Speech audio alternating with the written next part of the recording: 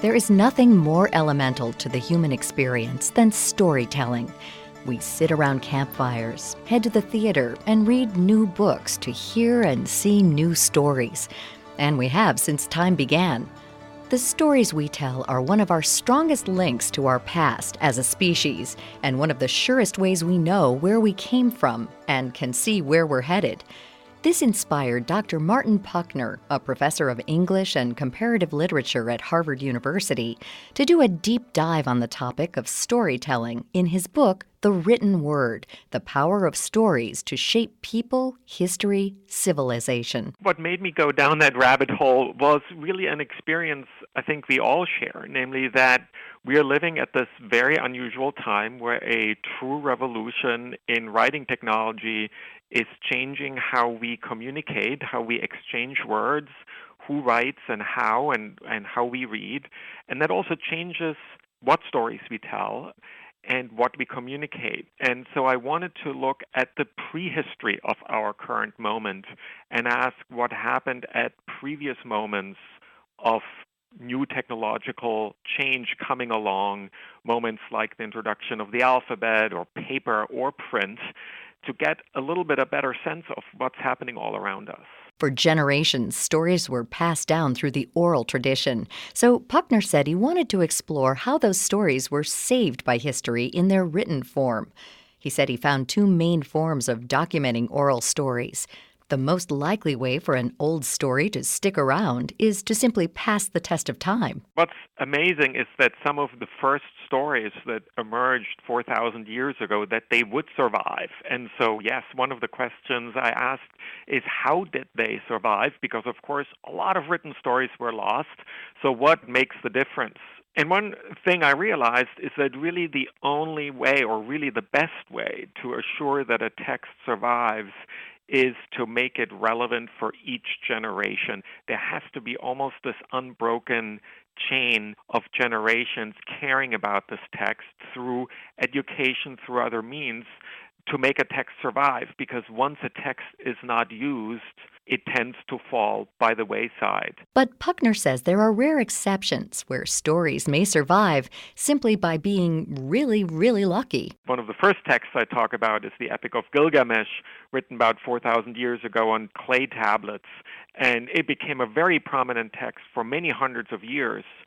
But it was never translated into another language. So when the language and the writing system that was used to write it down fell out of use, this epic disappeared, and the library in which it had been housed burned down.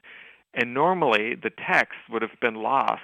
But fortunately, this culture, the Mesopotamian culture in what's today Iraq, didn't use paper or papyrus or parchment. They used clay.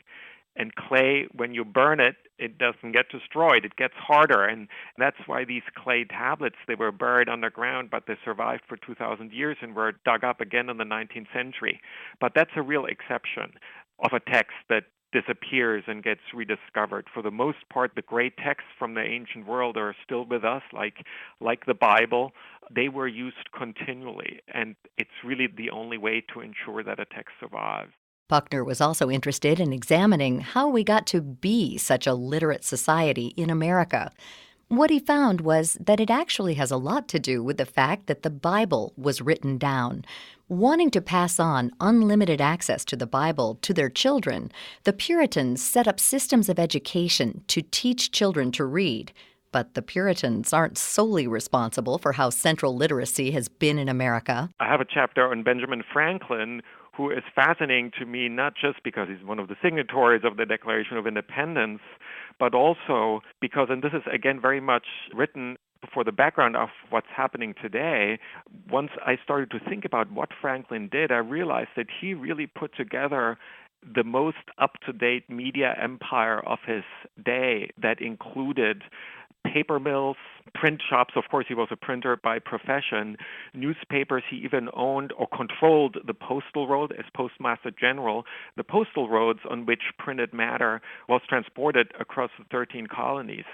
I think what's important here is both what was being written and read, beginning with the Bible and then newspapers and pamphlets, but also how that infrastructure, how that media empire was put together, and Benjamin Franklin was right at the center of it. As time has evolved, our idea of what is literature has become more novelistic. And now a fundamental aspect to most of what we read is that we're given access to the thoughts and decisions of subjects or characters.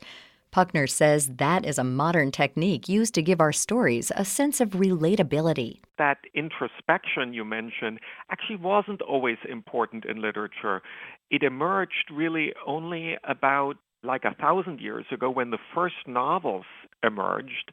And one of the first novels, one of the great novels in world literature, was a Japanese novel written around the year 1000 of the Common Era by the lady in waiting at a Japanese court called Murasaki Shikibu.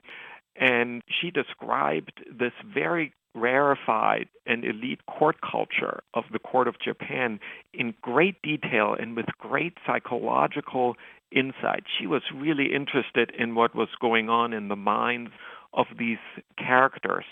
And that, in a way, was a real breakthrough, even a novelty, I would say. And then later novels picked up on that.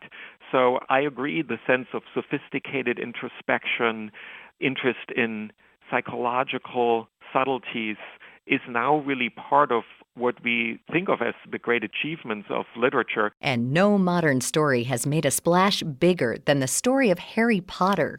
What started as a series of novels for children has grown into a media empire and a set of cultural touchstones that almost everyone around the world can comprehend. Puchner says this was made possible by the series' ties to the full history of writing that came before it. It's fascinating to see that this writer, Rowling, really managed to create this unbelievable new myth that's now a whole generation of people have grown up with, and it is a real reference point, and that's why I, in a way, wanted to end with that, because it shows the continuing importance of written stories.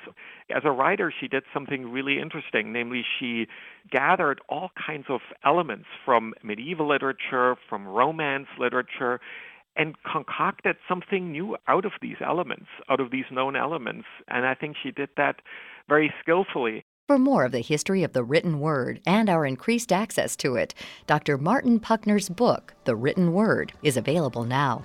For more information on all of our guests, visit our site, viewpointsonline.net. You can find us on Twitter at Viewpoints Radio. Our show is written and produced by Evan Rook. Our executive producer is Reed Pence. I'm Marty Peterson. Viewpoints returns in just a moment. Individuals and businesses with tax problems, listen carefully. Do you feel like you're losing control of your finances? If you owe over $10,000 in back taxes or have unfiled tax returns, we can help you take back control. The IRS is the largest and most aggressive collection agency in the world, and they can seize your bank accounts, garnish your paycheck, close your business, and file criminal charges. Take control of your tax problem now by calling the experts at U.S. Tax Shield and take advantage of the Fresh Start program and new laws that may allow us to negotiate a settlement for the lowest amount possible. Our team of tax attorneys and enrolled agents can stop collections and get you protected so you can take control of your financial future. U.S. Tax Shield offers a price protection guaranteed quote to get you protected today. U.S. Tax Shield is A+ rated with the Better Business Bureau, so call now. 800-568-1647. That's 800-568-1647. U.S. Tax Shield. 800-568-1647. What are you going to do with your old car? You can try selling it, you could junk it, or you can donate it to Heritage for the Blind. Your car will be towed away for free and your donation is tax deductible. Just call 1-800-835-1478. Heritage for the Blind accepts cars, vans, trucks, and boats. It doesn't matter if your vehicle runs or not. It will be towed away for free, and you'll be supporting those that need help. Heritage for the Blind is a nonprofit organization that helps the visually impaired live fuller lives. Call right now to donate your car, and as a special thank you, you'll receive a free 3-day vacation voucher to over 50 locations. Call Heritage for the Blind right now. Call 1-800-835-1478. Donating is easy, and your vehicle is towed away for free. Plus, you'll get a free vacation voucher for donating. Call now, 1-800-835-1478. That's 1-800-835-1478.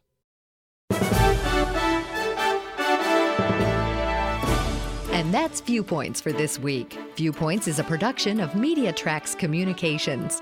You can follow us on Twitter and Facebook to learn about upcoming shows and find a library of past programs on iTunes. Plus, you'll always find podcasts of our segments and information about our guests at viewpointsonline.net. Join us again next week for your public affairs magazine, Viewpoints.